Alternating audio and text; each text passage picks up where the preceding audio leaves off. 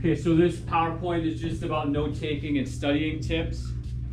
And obviously there's no fill in the blanks. So most important thing, first of all, is if you are learning, if you listen to what I say or read what's on the slide, you learn something new. When you're taking notes, it's important to write that stuff down. And over time, you're going to have to develop your ability to figure out what information is important, valid, whatever's new, different. Okay.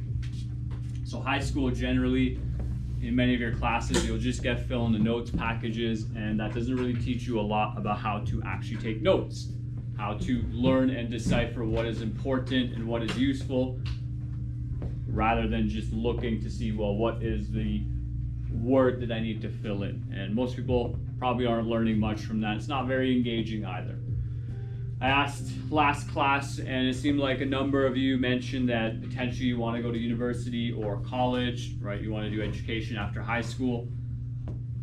When you get there, because you'll get there in a very short amount of time, you'll find that your professor, your lecturer, teachers, they're not going to give you a fill-in-the-blank notes package.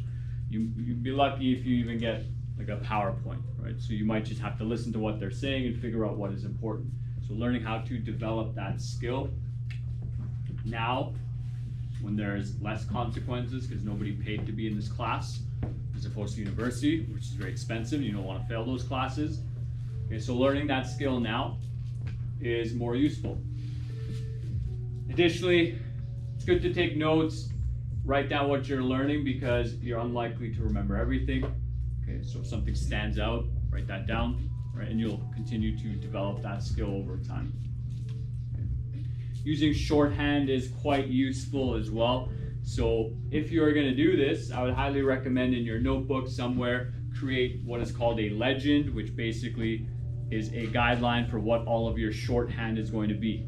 Because you don't want to look back at your notes a couple days, a week from now, 2 weeks from now, whenever you're studying, and ask yourself, hey, what does this shortened word mean? Like I don't understand it anymore. Okay, so that's happened to me when I was in university.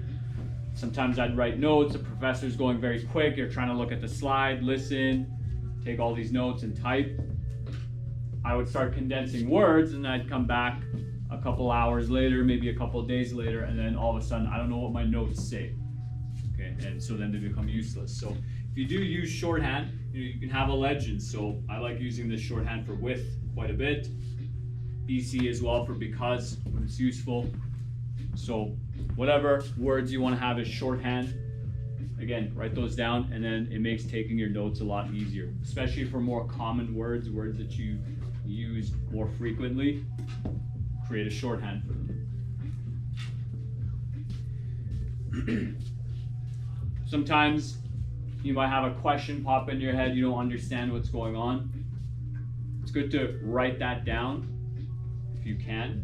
Now, fortunately, in high school, junior high, you can just raise your hand, and often teachers will answer your questions in the middle of a lecture. But if you go to university and college, sometimes the professor might say that they don't want questions while they're teaching. Some teachers might also not take questions while they're teaching. I don't know everyone's teaching style here. Personally, I prefer questions, especially if they're related to the material. So feel free to ask, but if you're feeling shy, or maybe you feel like, oh, this is a stupid question, this is a silly question, everyone already knows the answer to this, I don't want to be embarrassed. I would advise you to just have the courage to ask the question anyways, because it's very likely that somebody else in the class is thinking of the same question. But again, if it's something you struggle with, just write down that question on your notes somewhere so you remember it for later. Right? And especially if you're struggling to bring ideas together, you're not understanding what's going on, write those questions down, you can ask me later. Okay.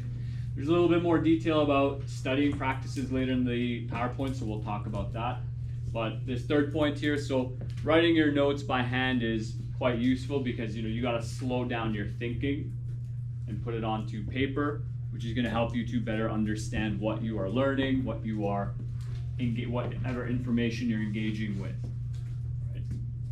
Okay, so that will help you not only with what you learn in school, but also if you decide to take up a hobby, whatever else you do when you're not at school. If you want to learn more about that, it can help to take notes on that as well. don't rely on other people for notes. You know, you don't know what they're listening to, what they're paying attention to.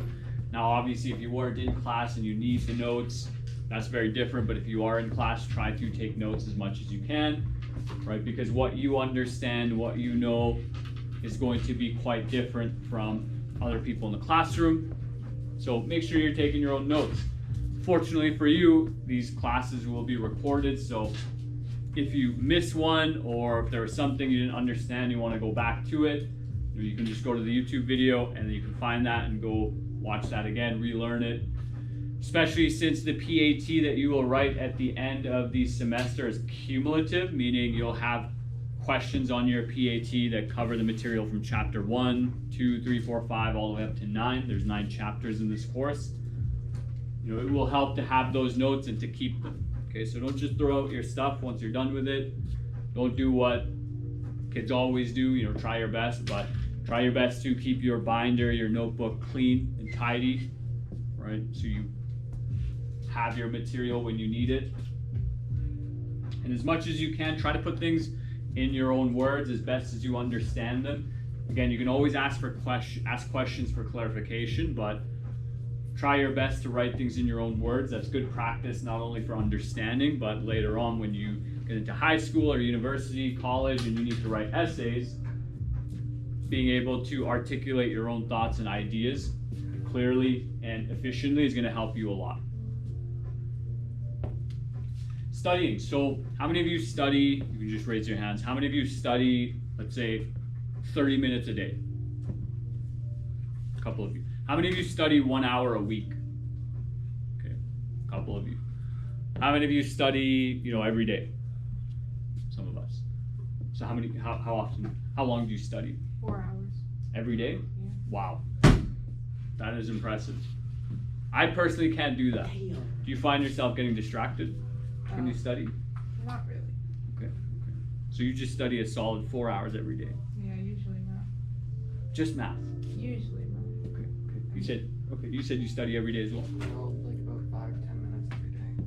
5-10 minutes every day, right? So that's a great way to keep the information in your mind fresh and to make sure you actually solidify what you're learning. So everyone has different studying styles. For me, like, I can't study 2, 3, 4 hours consecutively. I simply cannot, right? Some people can, right? But it is difficult, it's quite rare. But the benefit of studying even 10 minutes a day, because you might say, well, Mr. Khawaja, 10 minutes a day is nothing. Okay, but at the end of the week, 10 minutes a day is still 70 minutes, it's an hour, which is a lot better than 0 hours a week, right? So even just opening up your notebook and reviewing what you wrote, or looking at the lesson again, is better than doing nothing.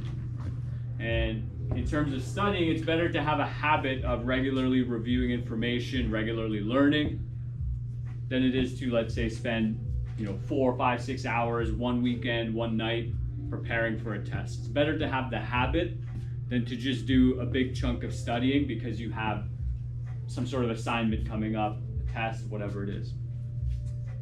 The habit is going to benefit you throughout your life. Whereas, if you're pulling an all-nighter, which I don't recommend, well, especially if you're pulling an all-nighter, it's probably not going to help you on the test that you're studying for, because, if you're not well slept and well rested for your test, you're probably not going to do very well. Okay? So having a good habit of studying is going to benefit you a lot as you move forward. Okay. How many of you play sports? Raise your hand. So those of you who play sports, how many of you practice every single day? Okay. How long is your practice? 6 hours. 6 hours of practice. What do you do for 6 hours? What sport? So you have a coach there, 6 hours. No, sometimes it's like coach, sometimes it's not coach. Okay. So when you have coach there for practice, how long is it usually? 2 hours. 2 hours. And you do that every day? Okay. How do you feel after practice? Not good? Right? So practicing 2 hours every day is very tough. So a couple other of you raise your hands. How often do you practice? I think you raise your hand? You raise your hand, for sure. How often do you practice? I don't know. Just do it a long time. Okay, so that's a bit An different. hour to 2 hours. So when you are on a team, when you're playing with the team, Oh, like 2 hours. 2 hours, and you do that every day? Yeah, usually. Okay, so how do you feel after that? Pretty good. Okay. So everyone differs. My dad's not too busy right now, so I do hockey, so we usually do it for like 5 hours, just on the net, and he's a hockey player himself. Okay, so on that, and you're just shooting. Yeah, and Okay. passing, all that kind of stuff. Okay, so that's a little bit lower intensity, right? As opposed to just skating, like doing a whole bunch of lines and drills for 5 hours, it would be very exhausting, right? And it would get to the point where you do it for a while and then you don't want to do it, right? And so these studying methods are designed to make sure that you're actually reviewing and studying every day. Because I'm sure there are many days where maybe you don't feel like studying, right? And studying 4 hours is a lot, right? And it doesn't leave you a lot of room for other things, right? So, you know, if you're trying to build this habit and work on that skill, it's better to just spend 10 minutes once a week than to lie to yourself and say, hey, I'm going to study for 2 hours every day, 5 days a week until the end of the semester. If you've never studied before, you're just going to stop studying after one day, if that's the goal you set.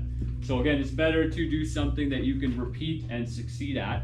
So let's say 5, 10, 15 minutes, twice a week, once a week, 3 times a week, while you build up that habit. Okay. And then maybe one day you'll get to a point where you can practice or study for multiple hours and you know your body is okay with that. Okay. Another thing you can do is vary the activity. So it's not like you spend multiple hours just shooting on net, right? Because that would get boring, right? Sometimes you do passing drills, sometimes you do shooting drills. So just like that, I mean,